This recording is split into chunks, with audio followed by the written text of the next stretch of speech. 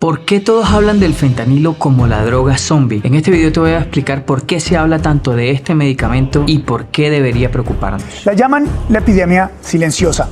Es una crisis que avanza lentamente y destruye las esperanzas de miles de familias en Estados Unidos. Las autoridades dicen que en recientes semanas decomisaron una cantidad de fentanilo que habría sido suficiente para causar la muerte por sobredosis a toda la población de San Francisco. Es una droga altamente adictiva y potencialmente mortal.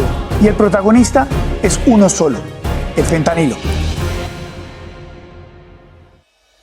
En el año 2022, más de 100.000 personas murieron solamente en los Estados Unidos por culpa de una sobredosis de opioides, convirtiendo al fentanilo no solamente en el principal culpable, sino en la principal droga, el principal medicamento, el medicamento más letal que jamás haya matado tantas personas. Y no solo eso, sino que sitúa la adicción de opioides como el problema de salud pública más grande de la humanidad, creo yo. Hola, mi nombre es Germán Granado, yo soy anestesiólogo y esto es Anestesia Latina.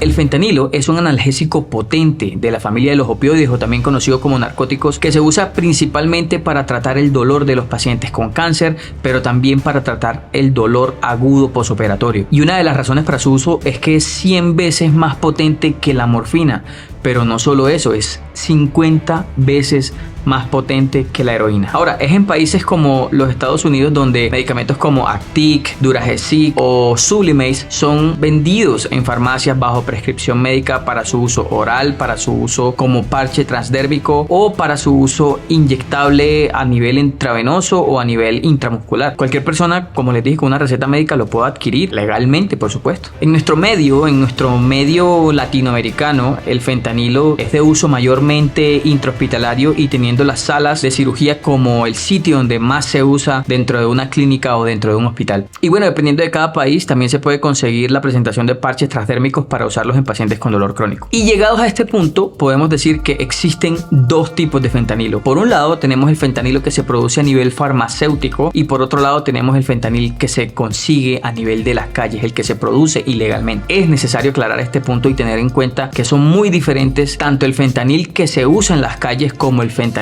que se usa a nivel intrahospitalario, porque son totalmente diferentes. Ya les dije cuáles son las presentaciones del fentanilo, pero ¿cómo se encuentra el fentanilo en las calles? ¿Cómo viene el fentanilo que se vende en las calles? Bueno, resulta que su venta para uso recreacional, que obviamente es ilegal, se puede conseguir en presentaciones de polvo, se puede conseguir en comprimidos, se puede conseguir incluso en gotas nasales o se puede conseguir en líquido. Pero aquí nace un nuevo problema que quiero explicarles con calma. Hace unos días leí en redes sociales esta noticia que me dejó muy preocupado, pero básicamente me deja preocupado por dos razones, que son las siguientes. La droga zombie, dice el post. Pero para hablar de drogas zombies tenemos que remitirnos a los Estados Unidos, que es donde han bautizado a sus ciudades como ciudades zombies, sobre todo Kensington en Filadelfia, que quizás es la ciudad más famosa donde la gente deambula por las calles caminando como si fuera un episodio de The Walking Dead o un episodio de The Last of Us.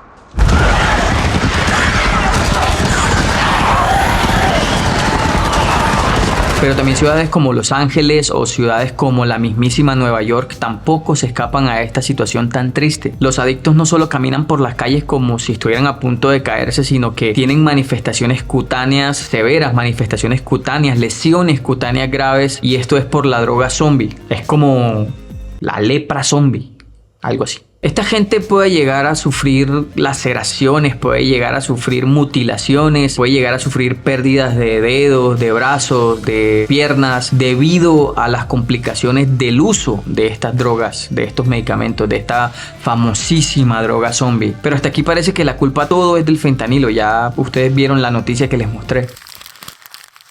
Sin embargo, el fentanilo para estas drogas ilegales no se vende en las calles en su forma más pura. Es decir, no se vende las ampollas que normalmente tenemos en las clínicas o las que tenemos en los hospitales. Y yo tengo una teoría que se las voy a ir contando más adelante. Y si la culpa no es solamente el fentanilo, entonces, ¿qué es la tal droga zombie? ¿Qué es la droga zombie? El tranq es el nombre más comercial con el que se conoce a la silacina. La silacina es la droga zombie. Realmente esa es la droga zombie. Es un sedante de animales que mezclado con fentanilo produce efectos mortales. Por primera vez en la historia de Estados Unidos, las autoridades declaran una sustancia como amenaza emergente para todo el país. La silacina, también conocida como tranq o droga zombie, que se está mezclando con el fentanilo. Y sí, quizás el fentanilo es el responsable de la mayor crisis de opioides y de la mayor crisis de salud pública que se está presentando en los Estados Unidos. Recientemente también se le han unido países como México y otros países de Europa también están sufriendo de este flagelo. Pero su combinación, la combinación con otros medicamentos realmente es lo que está causando un daño que desde mi punto de vista en un par de años va a ser incontrolable. De hecho, ya es incontrolable. Esa silacina, que aunque es un medicamento de uso veterinario y que no está aprobado su uso en humanos, que no se usa para humanos, es un medicamento que se usa mucho como sedante, tranquilizante, anestésico en caballos, gatos, perros, ovejas y bueno, los que sean veterinarios sabrán para qué se usa la silacina, digamos, en esa área. Pero el problema con este medicamento, el problema con la silacina no es solamente que produzca sedación, sino que también produce esas lesiones cutáneas severas porque la silacina ataca el tejido sano de los seres humanos, de las personas, porque es un medicamento, recordemos que está hecho para animales. Y además de eso puede producir parada cardiorrespiratoria cuando se sobredosifica. Y aquí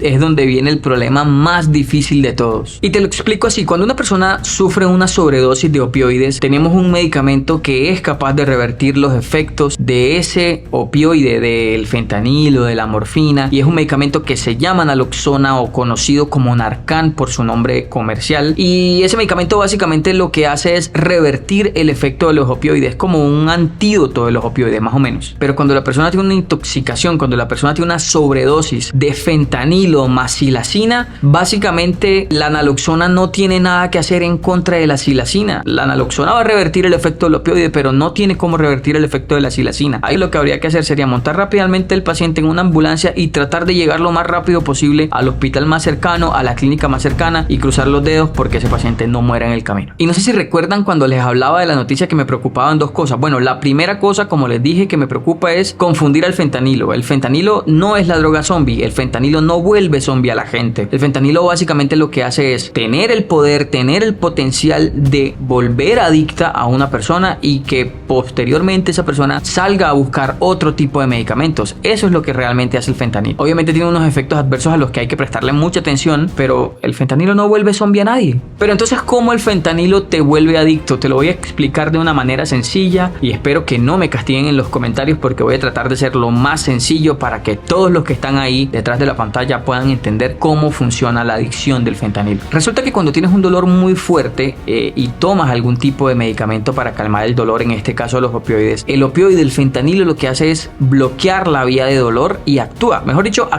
sobre el sitio donde tienes dolor. Tienes un dolor, tomas el medicamento, tomas el fentanilo, te aplicas el fentanilo y el dolor se calma, se alivia. Pero cuando usas fentanilo sin tener ni padecer ningún dolor, lo que vas a hacer es liberar endorfinas, que son los neurotransmisores del cerebro que nos provocan una sensación de placer, una sensación de bienestar. Pero esa sensación es temporal y va a depender del tipo de opioide que hayamos usado, en este caso fentanilo. Pero cuando pasa esa sensación de placer, tu cerebro lo único que va a querer es volver a ese estado de placer, volver a ese estado de bienestar, y eso básicamente se constituye en el primer paso en el camino hacia la adicción. Y la potencia del fentanilo es lo que generalmente puede producir adicción. Recuerda que el fentanilo se mide en microgramos y no en miligramos, que es como generalmente se miden la mayoría de medicamentos. Y eso responde a la pregunta que muchos a estas alturas seguramente se han hecho: ¿por qué los traficantes, por qué los dealers han puesto su mirada, por qué se han enfocado en medicamentos como el fentanilo? En países como Estados Unidos, por ejemplo, era muy fácil adquirir estos medicamentos y con una receta médica simplemente ibas y era muy sencillo, era muy fácil obtenerlo. Y bueno, eso desató lo que hoy conocemos como la crisis de los opioides. Pero cuando se dieron cuenta que el fentanilo era un medicamento barato, porque realmente es un medicamento económico, es un medicamento que cuesta muy poco, cuando se dieron cuenta que este medicamento tenía tanto potencial de adicción en tan bajas dosis, lo que hicieron fue empezar a mezclarlo con otras drogas que ya existen en el mercado, como la cocaína, como la heroína. Con esto lo que conseguían era disminuir la cantidad de heroína, disminuir la cantidad de cocaína que necesitaban para producir más adicción en una persona, en cualquier adicto. Y es aquí donde viene mi teoría: a los dealers, a los traficantes no les interesa que sus adictos se mueran, y ese es el problema con el fentanilo. El fentanilo tiene un potencial de muerte muy alto por sobredosis, porque produce parada respiratoria y los pacientes, si no reciben la naloxona, se van a morir. Además, recuerda que todos los opioides tienen un umbral de tolerancia, porque va a necesitar liberar más endorfinas para generar esa sensación de placer, esa sensación de bienestar. Y luego de todo esto vuelvo a mi segundo punto: minimizar el hecho de que el fentanilo no es la droga zombie es un problema que a mí me preocupa demasiado. Y sí, el fentanilo no te va a volver zombie. La combinación de medicamentos con el fentanilo es lo que realmente te va a volver zombie. Eso es lo que realmente te va a convertir en zombie. Pero el solo hecho de que ya entren ampollas de fentanilo de manera ilegal al país, o que se consigan de manera ilegal en el país, cualquiera que sea, Colombia, México, Argentina, Perú, Chile, cualquier país de Latinoamérica, el solo hecho de que ya se consiga el medicamento en la calle es la puerta de entrada a que realmente estemos a un paso